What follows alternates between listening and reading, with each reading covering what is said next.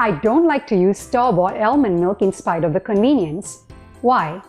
Firstly, I don't like the taste of it because my mom makes delicious creamy almond milk, and if you have tasted that, then you know that none of the store-bought almond milk is the real deal, because when she makes it, she is using only 2 ingredients, almonds and water. When I had investigated the ingredients on the almond milk boxes, I realized that while one is paying for almond milk, as a bonus, they are also getting thickening agents like Carrageenan, which is highly inflammatory. Why do you think they need to add in thickening agents and gums? Because they need to compensate for the measly amount of almonds that they are using. In fact, there is a class action lawsuit against some almond milk companies because only 2% of the product is almonds. The rest is water, thickness, preservatives, additives, sugars, and of course the most famous natural flavors, which in my opinion only needs to be added to something that is unnatural. If only making almond milk at home was simple. Welcome to Simply Shimi. Today I will share with you how I make almond milk at home in a simple way. Take a cup of raw unsalted almonds and drop them in a big enough bowl. Pour some filtered water, enough to cover the almonds. Cover and let it sit overnight.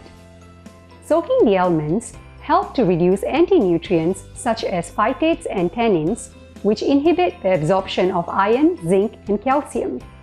After 12 hours, drain the almonds and pour enough boiling water on top to submerge the almonds.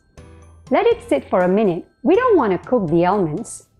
Then, drain the almonds and pour cold water over them to cool them down and stop the cooking process. The hot and cold treatment loosens the almond skins. See how the skins have shriveled up? Working with however many almonds you can handle at a time, give the almonds a little squeeze and the almond will pop right out of its skin. Drain out the soaking liquid. You don't have to throw it away. You can use this to water your plants. Much of the antioxidant power of the almond lies in the skin, but for aesthetic reasons, we are removing the skin, and especially so for almond milk, as the almond peel has a slight bitter taste to it.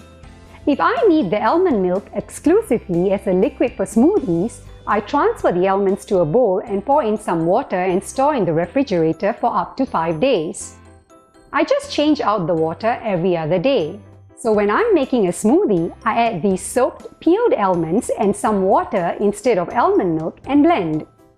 This is as fresh as almond milk gets. Why blend the almonds and water first and then add it to a smoothie and blend again? Not a great fan of doing the job twice. I prefer to make almond cream instead of almond milk if I'm going to use it exclusively for making coffee or tea. I take the cup of almonds, pour in an equal amount of water, blend it in my Vitamix until it becomes a thick almond cream and store it in a bottle. Then, when I'm making coffee or tea, I just add a heaped tablespoon or 2 of the almond cream. And to go from almond cream to almond milk consistency, all you have to do is dilute the cream with more water. I take the cup of almonds, pour in 3 cups of water, then blend in my Vitamix at high speed for 1 to 2 minutes, and I have creamy, frothy almond milk. I like it to be of a whole milk or half and half consistency.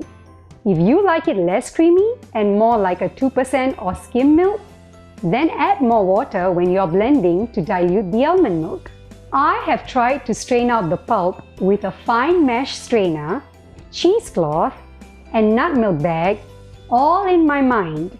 While this is a meditative process for many, it is not a priority for me, particularly because it takes up so much of my time and energy even when I'm hypothetically doing it in my mind.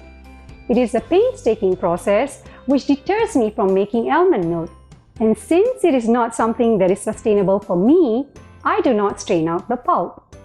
I don't mind the pulp as I like my almond milk creamy and textured. Besides, the Vitamix is so powerful, it grinds it up pretty fine. I also prefer to consume the almond as a whole food including the fiber instead of separating the fiber and storing it away for future recipes. And in a smoothie, the pulp will get well incorporated anyways, So why waste time straining the almond milk and removing the pulp?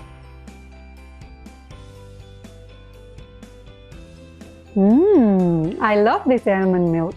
Once you try this homemade almond milk, you will never go back to the store-bought version, especially when making it at home becomes a painless, mess-free, sustainable process. The choice you need to make is, would you rather make the 2-ingredient almond milk at home, or do you wish for you and your loved ones to consume the store-bought almond milk, which in reality is just an almond-flavored drink that is marketed as almond milk?